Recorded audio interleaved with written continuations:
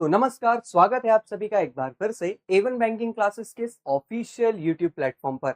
और आप सभी का मैं पुनः हार्दिक अभिनंदन करता हूं संडे मॉक टेस्ट सॉल्यूशन की श्रृंखला में, जिसमें आज हम देखने वाले हैं एसबीआई क्लर्क का मॉक टेस्ट नंबर 182। तो आइए देखते हैं क्या क्या खास बातें थी इस मॉक टेस्ट में, कैसे कैसे क्वेश्चंस को हमें अप्रोच करना था। आइए, बहुत शानदार पेपर था, एकदम एग्जैक्ट एग्जाम लेवल का पेपर था, है ना। बहुत बढ़िया पेपर था और आप लोगों ने बहुत अच्छा परफॉर्म इस पेपर में किया है ना, जिसके लिए बहुत ही काबिले तारीफ हैं आप, है ना। आइए देखते हैं, सबसे पहले ही जो क्वेश्चन था हमारे सामने वो किसका था। तो भैया सबसे पहला ही क्वेश्चन जो था हमारे सामने वो पजल का था। ठीक, क्या कह रहा है 9 पर्सन है A to I, है ना। और ये लोग क्या होते हैं, बॉर्न होते हैं डिफरेंट डिफरेंट मंथ में, पर सेम ऑर्डर में हो ये जरूरी नहीं है।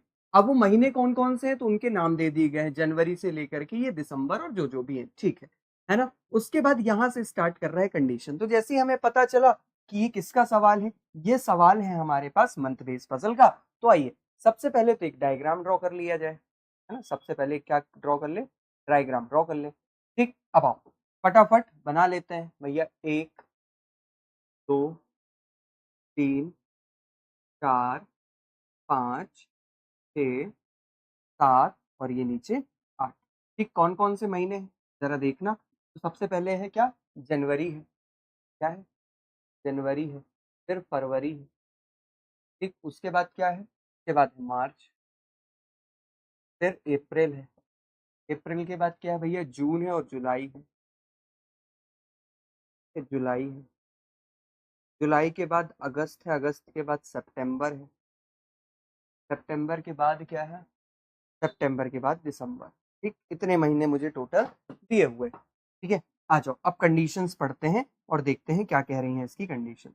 ठीक, सबसे पहले कह रहा है कि 3 person were born between I and H. I और एच के बीच में कितने व्यक्ति बॉर्न होते हैं, एक दो और ये तीन, तीन व्यक्ति बॉर्न होते हैं। ठीक, उसके बाद क्या कह रहा है at most to 2 person born after आई।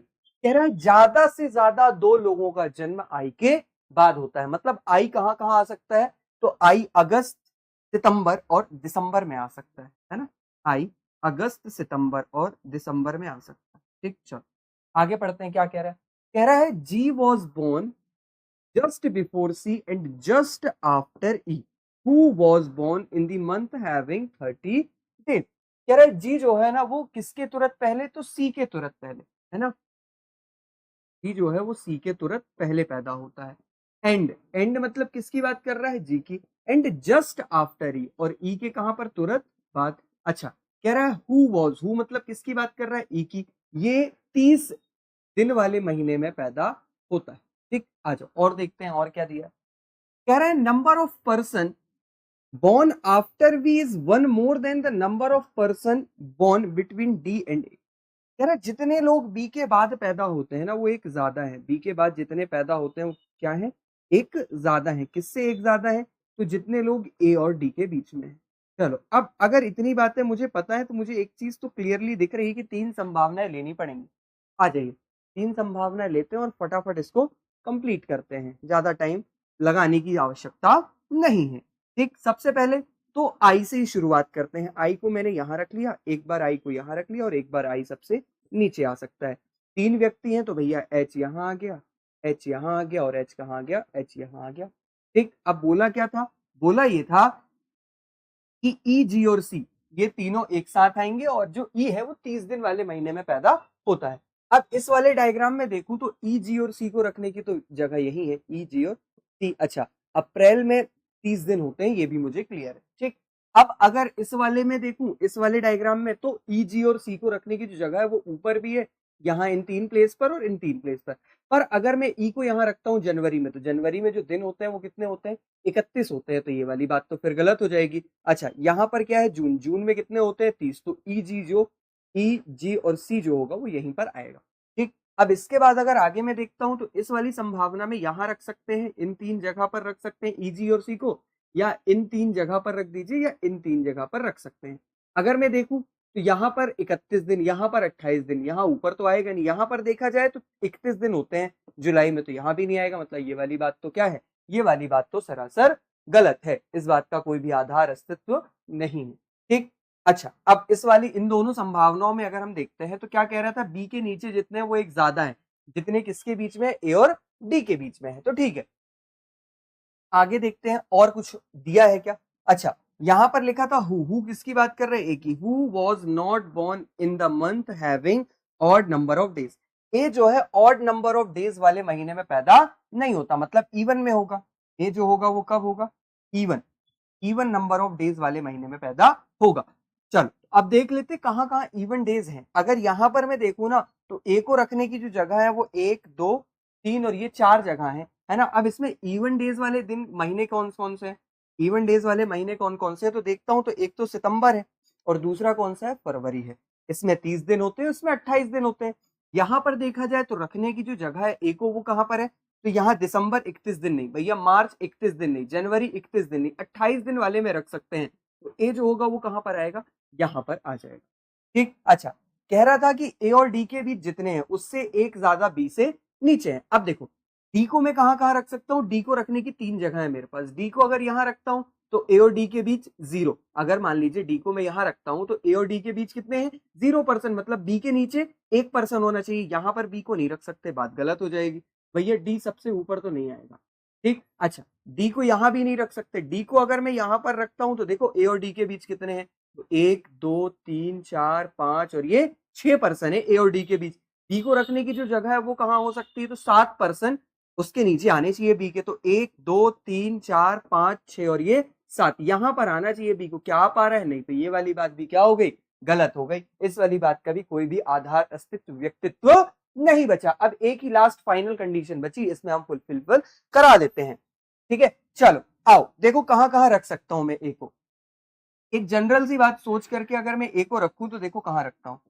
ठीक, सबसे पहले मैंने ए को रखा कहां, यहां। सबसे पहले मैंने ए को कहां रखा, ए को मान लीजिए यहां पर रखा।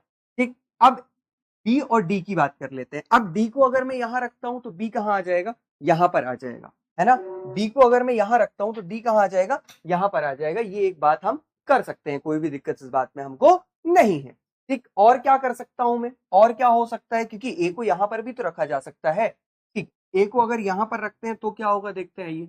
ए को अगर मैं यहां पर रखता हूं, यहां पर, तो क्या होगा, तो भैया ए और डी, डी को रखने की जगह यहां पर अगर मैं बनाऊं तो डी और ए के बीच 0, मतलब बी के नीचे एक, बी यहां आना चाहिए, जो कि संभव नहीं है। ठीक, अच्छा, डी को ऊपर भी तो रख सकते हैं। डी को अगर मैं यहां रखता हूं तो क्या होगा भैया, 2 2 4 और 1 5% है ए और डी के बीच, मतलब 6% होने चाहिए किसके नीचे, बी के नीचे। तो 1 2 3 4 5 और ये 6, यहां पर बी आना चाहिए, जो कि संभव नहीं है। उससे ऊपर भी डी को रखूंगा तो यही एक दिक्कत होगी। मतलब कि भैया मुझे एक चीज तो क्लियर है, एक चीज क्या क्लियर है, तो क्लियर ये है कि ए को तो यहां पर रखना पड़ेगा, और ए को अगर यहां पर रखूंगा तो जो डी होगा वो कहां आएगा, यहीं पर आएगा। और डी को यहां रखा तो बी कहां पर आ गया, यहां पर आ गया। और इस तरीके से अब थोड़ी सी और एक आध कंडीशन बची है, जिसको फुलफिल कराने के बाद ये जो डायग्राम है वो कंप्लीट हो जाएगा, है ना। आइए और पढ़ते हैं लास्ट में क्या कंडीशंस दी है। क्या कह रहा है, कह रहे हैं number of person born between A and H is same as the number of person born between B and H। कह रहा है ए और एच के बीच में जितने नंबर ऑफ पर्सन है, किसके किसके बीच में, ए और एच के बीच में जितने पर्सन है उतने ही किसके किसके बीच में, उतने ही बी और एफ के बीच में भी है। ठीक, अब देखो ए और एच के बीच में कितने पर्सन है, तो भैया ए और एच के बीच में 0% है, मतलब बी और एफ के बीच में कितने हो जाएंगे, 0। एफ कहाँ आ जाएगा, यहाँ पर। और इस तरीके से ये जो अरेंजमेंट है वो आसानी से बनकर के तैयार हो जाए। ठीक, आ जाओ देखते हैं पहला क्वेश्चन क्या कह रहा है इसका। कह रहा है how many person born between F and I. F और आई के बीच में कितने पर्सन बॉर्न होते हैं, तो एफ और आई के बीच में एक पर्सन हो रहा है बॉर्न, कौन सा है वो, बी। तो ऑप्शन नंबर ए इस सवाल का बिल्कुल सही जवाब हो जाए। ठीक, चल आगे बढ़ते हैं, अगले सवाल पे चलते हैं। अब इसके जो बचे हुए सवाल है वो आप लोग कर लीजिएगा। ठीक, इसके बाद क्या है मेरे भाई, चल इसके बाद है अल्फा न्यूमेरिक सीरीज का क्वेश्चन। तो एक दो क्वेश्चन में इसके बता देता हूं, फिर आप लोग इसको कर लीजिएगा। ठीक है, क्या कह रहा है देखो, कह रहा है how many such number are there which are immediately followed by a letter। ऐसे कितने नंबर है जिनके तुरंत बाद क्या आता है, कोई लेटर आता है ना। And immediately preceded by a symbol, और उन नंबर्स के तुरंत पहले क्या आता है, कोई सिंबल। तो सिंबल के बाद तुरंत नंबर देख लीजिए भैया, सिंबल के बाद नंबर और नंबर के बाद लेटर, एक तो यही मिल गया, है ना। तो पहला पेयर जो मिला मुझे वो क्या मिला, परसेंटेज 5 और पी का मिला। अब भैया सिंबल, सिंबल के बाद नंबर और नंबर के बाद लेटर क्या मिला, एट द रेट 4 और ओ मिल गया। ठीक, चलो अब उसके बाद सिंबल, सिंबल के बाद नंबर और लेटर, बिल्कुल ये भी मिल गया है ना। सिंबल, सिंबल के बाद नंबर और नंबर के बाद लेटर, क्या मिला भैया, एंड 7 और के मिल गया। अच्छा, इसके बाद क्या मिल रहा है, इसके बाद क्या मिल रहा है, देखो भैया सिंबल, सिंबल के बाद नंबर, नंबर के बाद ये लेटर नहीं है। ठीक, सिंबल, सिंबल के बाद नंबर है पर ये लेटर नहीं है, सिंबल के बाद नंबर और नंबर के बाद लेटर, तो अगला क्या मिला, स्टार 7 ओ। अगला क्या मिला मुझे, स्टार 7 और ओ। आगे देखिए और क्या मिल रहा है भैया, सिंबल, सिंबल के बाद नंबर और नंबर के बाद लेटर, क्या मिल गया, डॉलर 2 और पी। अच्छा, आगे भी देख लीजिए, आगे यहाँ सिंबल है, सिंबल के बाद क्या नंबर है, नहीं, सिंबल के बाद नंबर है पर उसके आगे लेटर नहीं है, तो टोटल कितने पेयर मिले मुझे, ये 5 पेयर मिले। कितने पेयर मिले, 5। तो आंसर क्या हो जाएगा, आंसर हो जाएगा ऑप्शन नंबर डी 5। ठीक, चल कह रहा है what will be the sum of fourth number from both of the end, दोनों एंड से चौथे नंबर का सम बता दीजिए। तो इस एंड से चौथा नंबर 1 2 3 और ये 4, मतलब कि 7, प्लस राइट एंड से भी देख लीजिए 1 2 3 और ये 4, तो भैया 3 आ जाएगा है ना। तो 7 और 3 हो जाता है हमारे यहाँ 10, तो आंसर क्या हो जाएगा, आंसर हो जाएगा ऑप्शन नंबर ई 10। अब बाकी के जो बचे हुए 3 सवाल है वो आप आसानी से कर सकते हैं, कोई भी इसमें समस्या नहीं होगी, है ना। हम चलते हैं अगले सेगमेंट में। अगला सेगमेंट क्या कह रहा है एक बार देखिएगा।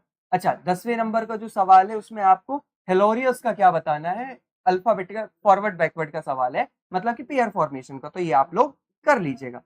आगे चलते हैं, अगला सेगमेंट है हमारे पास 11 से 12, और ये 11 से 12 का जो सेगमेंट है ये क्या कह रहा है हमसे, तो इसकी भावनाओं को समझिएगा, सुनिएगा। कह रहा है 7 बैट्समैन है वो स्कोर करते हैं different run in a match, 7 batsman है वो डिफरेंट डिफरेंट रन स्कोर करते हैं एक मैच में, मतलब कि ऑर्डर एंड रैंकिंग का सवाल है। और ऑर्डर एंड रैंकिंग का सवाल है तो सबसे पहले इन 7 पर्सन को रखने के लिए हम क्या कर लेते हैं भैया, हम जगह बना लेते हैं। ठीक, आओ,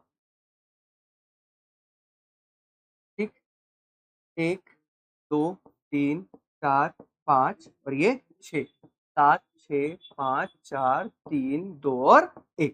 ठीक, चल आ जाओ, अब देखो क्या दिया है सवाल में। कह रहा है Q scored more run than only 2 batsman. कह रहा है क्यू दो जो है ना, केवल 2 बैट्समैन से ज्यादा रन बनाता है, मतलब क्यू कहां पर आएगा, यहां पर आएगा, और जो 2 बैट्समैन होंगे उससे नीचे वाले वो 1 और 2 पर आ जाएंगे। आगे क्या कह रहा है, कह रहा R scored just more run than V and just less run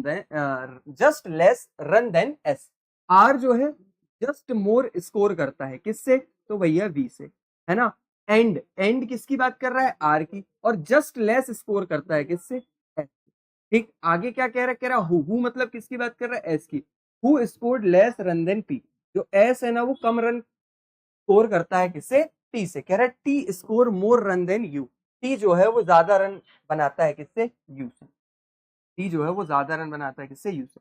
अब अगर मैं इन तीनों को रखने की बात करूं एक साथ, यही 3 जगह इनको रखने के लिए, इसके अलावा तो कुछ है नहीं भैया, एस आर और वी आ जाएगा, उसके ऊपर कौन आ जाएगा, पी। बोला था टी जो है यू से ज्यादा बनाता है, तो टी यहाँ पर और यू यहाँ पर, और ये सवाल हो गया खल्लास, खत्म।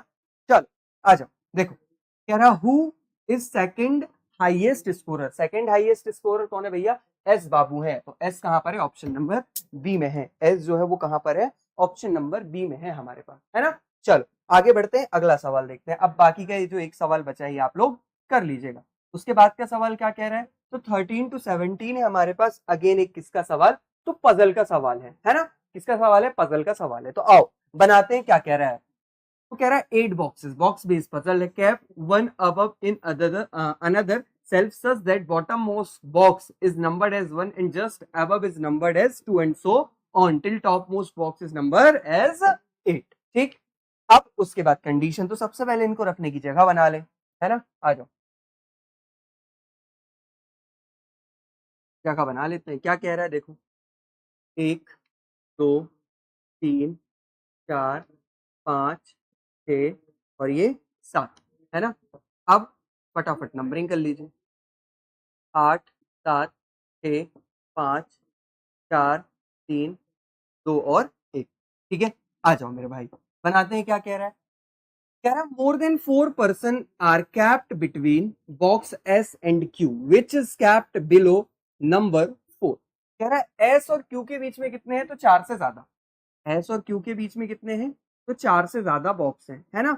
और जो क्यू है ना वो कहां पर है, तो भैया क्यू जो है वो 4th नंबर सेल्फ के नीचे, बिलो 4th नंबर सेल्फ, मतलब 3 पे आ सकता है ना, 2 पे आ सकता है या 1 पे आ सकता है। अगर देखा जाए, अगर मैं क्यू को कहाँ रखता हूँ 3 पे, तो भैया एस और क्यू के बीच में 4 से ज्यादा, मोर देन बोला है ना, मोर देन 4, हाँ। तो 1 2 3 4 ही हो पाएंगे एस और क्यू के बीच, मतलब ये 3 पर तो नहीं आएगा, 3 पर नहीं आएगा तो कहाँ आएगा भैया, क्यू कहाँ पर आएगा, क्यू आएगा 1 पर या तो 2 पर। ठीक, आगे देख लेते हैं और क्या दिया है। कह रहा है one box is kept between T and X and none of them is kept adjacent to S and Q. कह रहा है टी और एक्स के बीच में कितने बॉक्सेस रखे हुए हैं, तो टी और एक्स के बीच में एक बॉक्स रखा हुआ है। टी और एक्स के बीच में कितने हैं, एक।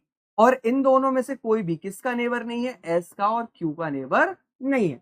आगे क्या कह रहा है, कह रहा box D is kept below Q. जो क्यू है ना उसके नीचे कौन सा बॉक्स है, तो क्यू के नीचे है बॉक्स डी। अगर ऐसा है तो अब तो क्यू को रखने की एक ही जगह बची और वो जगह कौन सी है, ये वाली जगह है। अच्छा, एस की बात करूं तो एस को यहां रख सकता हूं और ऊपर, अगर मान लीजिए मैं एस को यहां रखता हूं तो टी और एक्स को भी तो मुझे रखना है। अब देखो, टी को यहां रखूंगा तो दिक्कत ये है, टी जो है वो एस का नेबर आ जाएगा, या टी को यहां रखूंगा तो नेबर हो जाएगा। अगर टी को यहां रखता हूं तो भैया एक पर्सन उसके और एक्स के बीच में कंप्लीट हो नहीं पाएगा, टी को यहां रखता हूं तो भी एक पर्सन नहीं हो पाएगा, है ना, क्योंकि एक्स यहां आ जाएगा, दिक्कत हो जाएगी। मतलब एक ही चीज समझ में आती है, और वो चीज क्या है, वो चीज ये है कि एस को मुझे कहां पर रखना पड़ेगा, एस को मुझे रखना पड़ेगा यहाँ पर, और एस यहाँ पर आ जाएगा तो टी और एक्स के लिए यही प्लेस बची, टी और एक्स यहाँ, और दूसरा टी और एक्स यहाँ पर, इन्हीं दोनों जगह आ सकते हैं, इसके अलावा और कहीं पर भी नहीं आ सकते, है ना। तो इन दोनों जगह हम टी और एक्स को रख सकते हैं। ठीक, अब इसके बाद क्या होगा, तो आओ देखते हैं क्या कह रहा था। अच्छा, इस क्यू के नीचे कौन आएगा, तो डी आएगा। ठीक, ओके। आगे क्या कह रहा था sum of the box number C and W is equal to the box number S. कह रहा है सी और डब्ल्यू के बॉक्स का सम करें ना तो एस का सम मिल जाए, मतलब कि 8। और 8 हो कहां कहां सकता है, तो देखो एक तो 3 खाली है, 5 खाली और 7 खाली, ये 2 ही खाली है, तो भैया साधारण सी बात है, 5 और 3 को ऐड करने पर क्या आ जाता है, 8 आ जाता है। मतलब सी और किसके लिए, तो सी और डब्ल्यू के लिए जो प्लेस होगी, सी और डब्ल्यू के लिए जो प्लेस होगी वो कौन सी होगी, वो 5 और 3 होगी, 5 और 3 होगी। अब कौन 5 पर होगा कौन 3 पर होगा ये भी क्लियर नहीं है। आगे क्या बोल रहा है, कह रहा more than one box is kept between W and M which is kept adjacent to T. कह रहा है एक से ज्यादा बॉक्स किसके किसके बीच में है, तो डब्ल्यू और एम के बीच एक से ज्यादा बॉक्स है। ठीक है, और विच किसकी बात कर रहा था, एम की।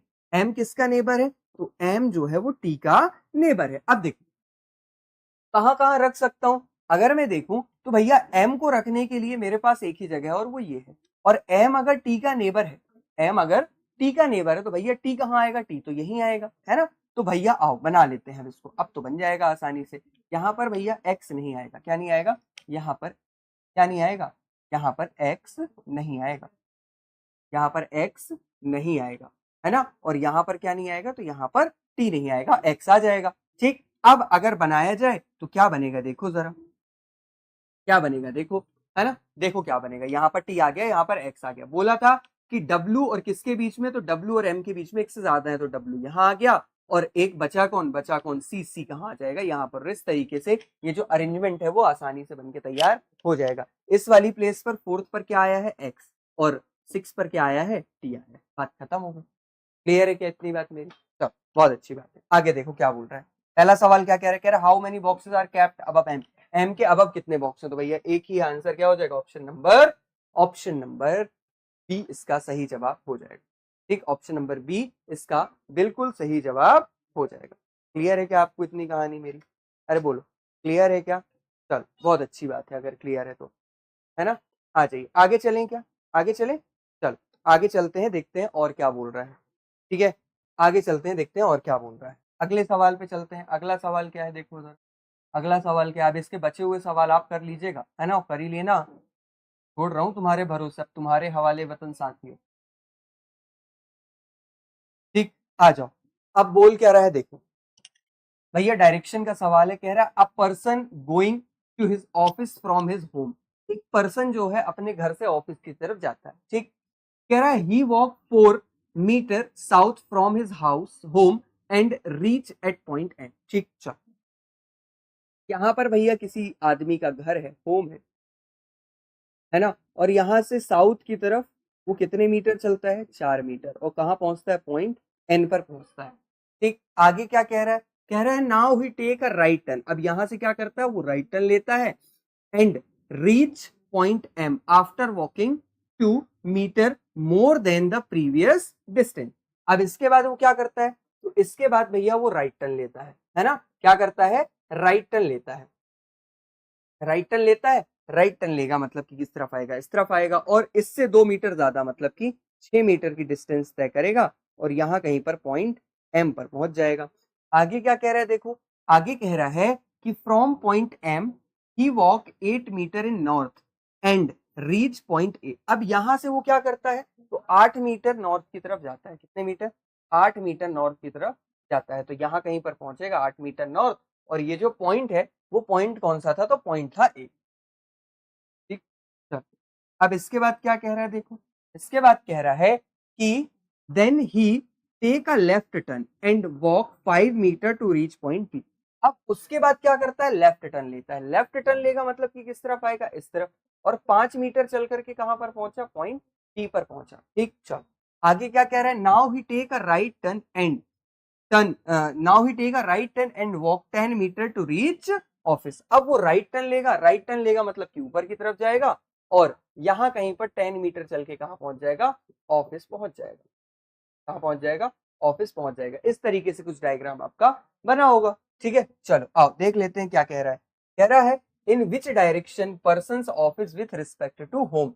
घर से पर्सन के ऑफिस का जो डायरेक्शन है वो कौन सा है, तो भैया घर से खड़े होकर अगर ऑफिस की तरफ देखा जाए तो नॉर्थ वेस्ट का इलाका कहलाता है ये। नॉर्थ वेस्ट देख लो कहाँ है, ऑप्शन नंबर सी इस सवाल का बिल्कुल 100% सही जवाब हो जाएगा। ठीक, चलो अब इसका एक सवाल बचा हुआ है वो आप लोग कर लीजिएगा आसान। ठीक, आओ चलते हैं अगले सवाल की तरफ। क्या कह रहा है अगला सवाल, देखो तो अगला सवाल है हमारे पास 20 से 23 किस चीज का, तो पैरेलल रो का सवाल है ना। क्या कह रहा है, देखो कह रहा है 10 पर्सन है और उन 10 पर्सन, वो जो 10 पर्सन है 2 पैरेलल रो में बैठे हैं और हर रो में 5 पर्सन बैठे हैं। AEIOU रो 1 में बैठे हैं और फेस कहाँ करते हैं, नॉर्थ की तरफ फेस करते हैं। ठीक,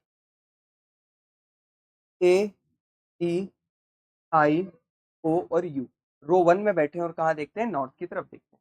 ठीक, अच्छा उसके बाद दिया है FLRV और Z रो 2 में बैठते हैं और साउथ की तरफ फेस करते हैं। ठीक, कौन कौन भैया, FLRV और Z, ठीक है, साउथ की तरफ फेस। ठीक, आ जाओ क्या कह रहा है, कह रहा है the person sit in row 1 faces the person sit in row 2 and vice versa. The given information is not necessarily in the same order. ठीक, अच्छा सबसे पहले क्या दिया है, कह रहा है A sit diagonally opposite to L. A जो है डायगोनली अपोजिट है किससे, एल से। तो इसी कंडीशन से हम दो संभावनाएं ले लेते हैं, क्यों फालतू ज्यादा टाइम वेस्ट करना, है ना। आओ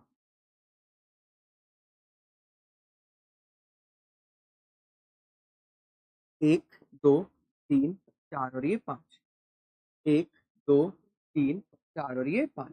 ए डायगोनली अपोजिट है किससे, एल से, तो भैया ए को एक बार मैंने यहाँ रखा, ए को यहाँ रख दीजिए। एल कहाँ आ जाएगा, यहाँ आ जाएगा, और एल कहाँ आ जाएगा, यहाँ पर आ जाएगा। ठीक, आगे क्या बोल रहा था, आगे बोल रहा है कि 2 person sit between A and O. A और ओ के बीच में कितने हैं, 2 पर्सन है, तो ओ को यहाँ रख दीजिए भैया। अच्छा यहाँ पर ए को दोनों बार यही रख दिया हूँ, ठीक है कोई बात नहीं। इस वाले में ए को यहाँ रखा हूँ लेफ्ट कॉर्नर पर, इस वाले में ए को कहाँ रख देता हूँ, राइट कॉर्नर पर रख देता हूँ। ठीक, चलो ओ कहाँ आ जाएगा, ओ आ जाएगा यहाँ पर। इस वाले में देखें तो ओ कहाँ आ जाएगा, ओ आ जाएगा यहाँ पर। आगे क्या बोल रहा है, कह रहा है the number of person sit to the right of O is same as the number of person sit to the left of Z. कह रहा ओ के राइट में कितने, ओ के राइट में एक है, तो जेड के लेफ्ट में कितने होंगे भैया, 1 पर्सन, मतलब जेड साउथ देख रहे हैं तो लेफ्ट तो यही होगा। ओ के राइट में भैया 3 पर्सन है, तो जेड के लेफ्ट में कितने हो जाएंगे, 3 पर्सन हो जाएंगे। आगे क्या कह रहा है, कह रहा है E does not sit adjacent to O but sit opposite to R. E जो है ओ के एडजेसेंट नहीं है पर आर के अपोजिट, तो भैया ई यहाँ पर आ गया, ई कहाँ आ जाएगा, यहाँ पर, और किसके अपोजिट है ये, आर के अपोजिट। ठीक, कह रहा है V sit just right of R. V जो है आर के जस्ट राइट में है, आर के जस्ट राइट में वी है, तो वी यहाँ पर आ गया, वी यहाँ पर आ गया। आगे क्या कह रहा है, कह रहा है the number of person, the person faces U sit second to the left of B, B के सेकंड टू द लेफ्ट पे जो पर्सन बैठा, बी के सेकंड टू द लेफ्ट पे ये पर्सन बैठा है, इसको फेस कौन करता है? यू। भैया बी के सेकंड टू द लेफ्ट पे ये पर्सन बैठा है, इसको यू फेस करता है, तो क्या यू यहाँ पर आ सकता है? नहीं। बात तो ये वाली क्या हो गई? गलत हो गई। अब एक ही पर्सन बचा, आई बचा, तो आई को यहाँ रख दीजिए, और एक पर्सन ऊपर बचा, कौन? एफ, तो एफ को यहाँ रख दीजिए, और इस तरीके से ये जो अरेंजमेंट है वो आसानी से बन जाएगा। बात खत्म हो गई। ठीक, चल आ जाओ, पहला क्वेश्चन देखते हैं क्या कह रहा है इसका। कह रहा who among the following person sit second to the left of F, F के सेकंड टू द लेफ्ट पे कौन सा पर्सन बैठा है? तो भैया एल बैठा है, एल मतलब कि ऑप्शन नंबर बी। ठीक, who among the following person sit opposite to O, O के अपोजिट कौन सा पर्सन है? तो जेड बैठा है, जेड का मतलब ऑप्शन नंबर ए। ठीक, इस तरीके से आप कर लीजिएगा बाकी के सवाल। अब हम चलते हैं अगले सेगमेंट में। अगला सेगमेंट क्या कह रहा है हमारे सामने, देखो आओ। अगला अगला अगला ओके, अगला जो है वो हमारे पास है डेजिग्नेशन बेस्ड पजल। तो आओ बनाते हैं इस डेजिग्नेशन बेस्ड पजल को और देखते हैं क्या कह रही है। कह रहा है 8 पर्सन है और उन 8 पर्सन के नाम दे दिए गए हैं, है ना, वो डिफरेंट डिफरेंट डेजिग्नेशन में, चेयरमैन, जनरल मैनेजर। तो सबसे पहले तो इन डेजिग्नेशंस को रखने के लिए हमारे पास जगह होनी चाहिए। आओ जगह बना लेते हैं फटाक से, है ना। आज देख, 1 2 3 4 5 6 7 और नीचे आ जाएगा 8वें नंबर का। ठीक, चल कौन कौन सी डेजिग्नेशन है देखो भैया। सबसे पहले चेयरमैन है, ठीक, उसके बाद क्या है? उसके बाद है हमारे पास जनरल मैनेजर, ओके जीएम लिख लीजिए। गुड मॉर्निंग नहीं, जनरल मैनेजर। उसके बाद है डीजीएम, डीजीएम। उसके बाद क्या है भाई? उसके बाद है एडिशनल जनरल मैनेजर, एजीएम लिख लीजिए। उसके बाद क्या है? मैनेजर है, ठीक है जी। मैनेजर के बाद क्या है? असिस्टेंट मैनेजर है। इसके बाद क्या है? प्रोविजनरी ऑफिसर है, और फिर क्या है? क्लर्क। ठीक, चलो आगे देखते हैं अब क्या कह रहा है सवाल। ठीक, अब भैया इसके बाद सवाल कह रहा है कि चेयरमैन सबसे सीनियर है, वो हमको पता है, और सबसे जूनियर, ठीक है। Not more than two, not more than 3 person senior to U, 3 से ज्यादा लोग, 3 से ज्यादा लोग किससे सीनियर नहीं है? यू से सीनियर नहीं है। तो यू से सीनियर कितने होंगे भैया?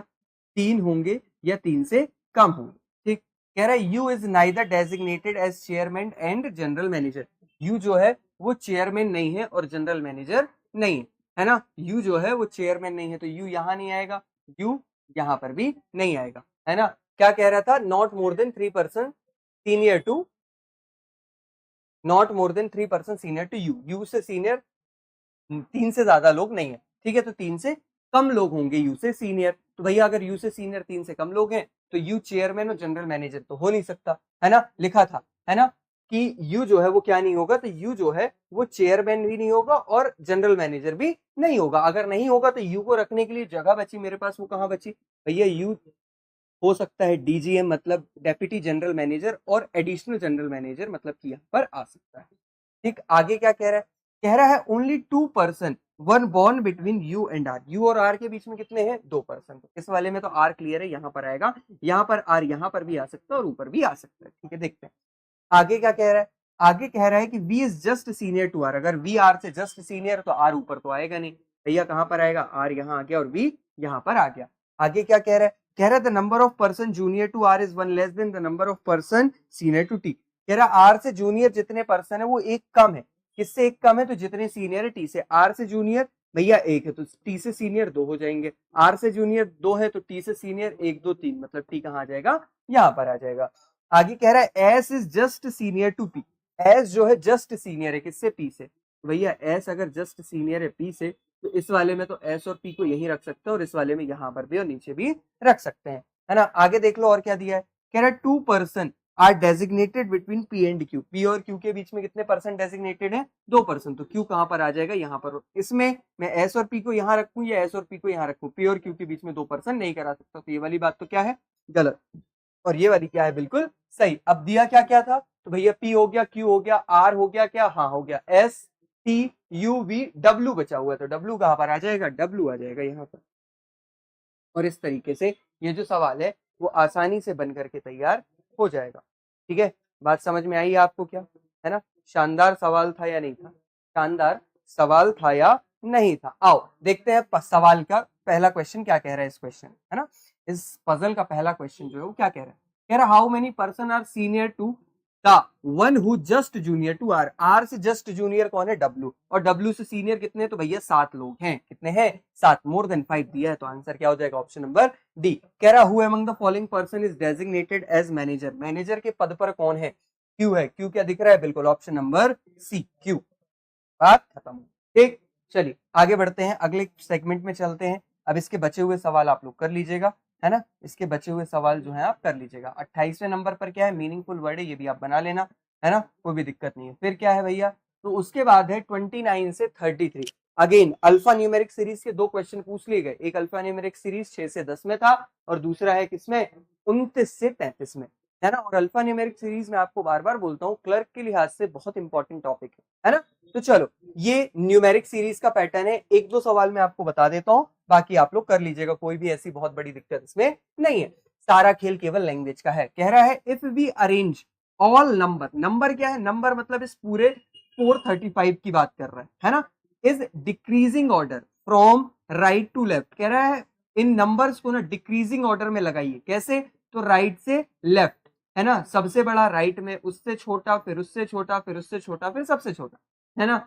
Then position of how many number remaining unchanged, तो ऐसे कितने नंबर होंगे जिनकी पोजीशन जो होगी वो अनचेंज्ड होगी, तो ठीक है। अब देखो कोई नंबर बड़ा है या छोटा किसे पता चलता है, उसके पहले वाले नंबर से, है ना, कोई नंबर बड़ा है या छोटा किसे पता चलता है, उसके फर्स्ट नंबर से, तो सबसे बड़ा नंबर यहाँ पर कौन सा होगा, उसको यहाँ रखना पड़ेगा, और वो कौन सा है भैया 892, तो 8 लिख लीजिए इसका। ठीक, उसके बाद 700 क्या आ जाएगा, 723 आ जाएगा, 7 लिख लीजिए। उसके बाद क्या आ जाएगा, 654 आ जाएगा, फिर भैया ये आ जाएगा 4, और फिर क्या आ जाएगा 3 आ जाएगा। अगर देखा जाए तो भैया क्या ये अपनी पोजीशन पे है, नहीं, क्या ये नहीं, क्या ये नहीं, क्या ये नहीं, ये भी लास्ट में नहीं, तो आंसर क्या हो जाएगा, आंसर हो जाएगा ऑप्शन नंबर बी नन, है ना। अब देखो क्या बोल रहा है, कह रहा है कि if we interchange first and third digit of each number, हर नंबर की पहली और तीसरी डिजिट को हम क्या कर दे, आपस में बदल दे, तो हाउ मेनी नंबर दस फॉर्म आर इवन, तो ऐसे कितने नंबर होंगे जो इवन फॉर्म हो जाएंगे, है ना। पहली और तीसरी डिजिट को क्या करना है, चेंज करना है। अब देखो कोई नंबर इवन है या ऑड कैसे पता चलता है, तो उसकी लास्ट की डिजिट को देख के, अगर देखा जाए तो यहाँ लास्ट की डिजिट ऑड है तो ये ऑड नंबर हो गया, लास्ट की डिजिट इवन है तो इवन हो गया। तो अब हमें क्या करना था, हमें पहली और तीसरी डिजिट इन दोनों को आपस में इंटरचेंज करना था, मतलब ये जो नंबर है वो क्या हो जाएगा भैया, ये नंबर 5, 3 और 4 हो जाएगा। अच्छा, अगर पहली वाली डिजिट अंतिम डिजिट बन जा रही है तो अंतिम डिजिट के आधार पर ही तो हम क्या बताते हैं वो नंबर इवन है या ऑड, तो सबकी इवन मतलब सबकी ऐसी डिजिट देख लेते हैं, सारे नंबर्स की फर्स्ट डिजिट को देख लेते हैं, जिनकी फर्स्ट डिजिट इवन होगी वो नंबर इवन होगा, जिनकी लास्ट फर्स्ट डिजिट ऑड होगी वो क्या हो जाएगा, ऑड नंबर हो जाएगा चेंज होने के बाद, है ना। तो देखो एक तो ये है, दूसरा इसकी भी पहली डिजिट इवन है, ये भी हो जाएगा, इसकी नहीं, ये नहीं होगा, इसकी हो जाएगा, ये नहीं होगा, तो कितने मिले मुझे, तो 1, 2 और ये 3 मिले, 3 मिले तो आंसर क्या हो जाएगा भैया, 3 मिले तो आंसर हो जाएगा मेरा ऑप्शन नंबर बी। ठीक, अब इसके बाद के जो सवाल बचे हुए हैं वो आप लोग कर लीजिएगा। इसके बाद क्या था, इसके बाद फिर से एक मिसलिनियस का सवाल था, और ये भी एक मिसलिनियस का सवाल था ऑड वन आउट का, जो कि आप आसानी से कर सकते हैं, है ना, जो कि आप आसानी से कर सकते हैं, इसमें कोई भी बड़ी दिक्कत नहीं है। तो जो जो इंपॉर्टेंट सवाल थे जिनका सॉल्यूशन मुझे बताना चाहिए था, वो सारे सवालों का सॉल्यूशन मैंने आपको बता दिया। और जी हाँ, जिस तरह से ऑफलाइन मॉक टेस्ट से आप एवन बैंकिंग क्लासेस के बहुत लंबे समय से जुड़े हुए हैं, उसी तौर पर या उसी तरीके से एवन बैंकिंग क्लासेस ने लॉन्च किया है क्या, तो भैया एवन बैंकिंग क्लासेस ने लॉन्च किया है भैया संपूर्ण मॉक टेस्ट सीरीज, है ना, जो कि बैंकिंग के लिए hit the exam mock test series है।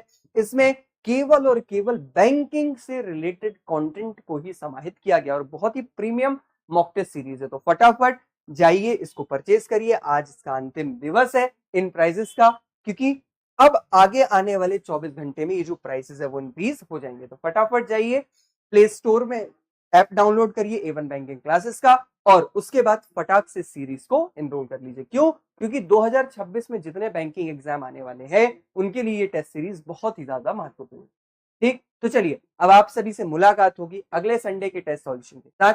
तब तक के लिए आप सभी अपना ख्याल रखिए, पढ़ाई को निरंतरता के साथ जारी रखिए, क्योंकि अब बैंकिंग का त्योहार आने वाला है। जून भैया आ गया, जून के महीने में भी हम चल रहे हैं, अगस्त में पेपर होना है, लगभग 2-3-4 दिन के अंदर आपको आईबीपीएस पीओ एसबीआई पीओ वगैरह के नोटिफिकेशन देखने के लिए मिल जाएंगे। तो अब अपनी पढ़ाई को बिल्कुल भी रुकने नहीं देना है, अब अपनी पढ़ाई को एकदम खुले आसमान की तरह पूरे स्वच्छंद तरीके से करने की कोशिश करनी है।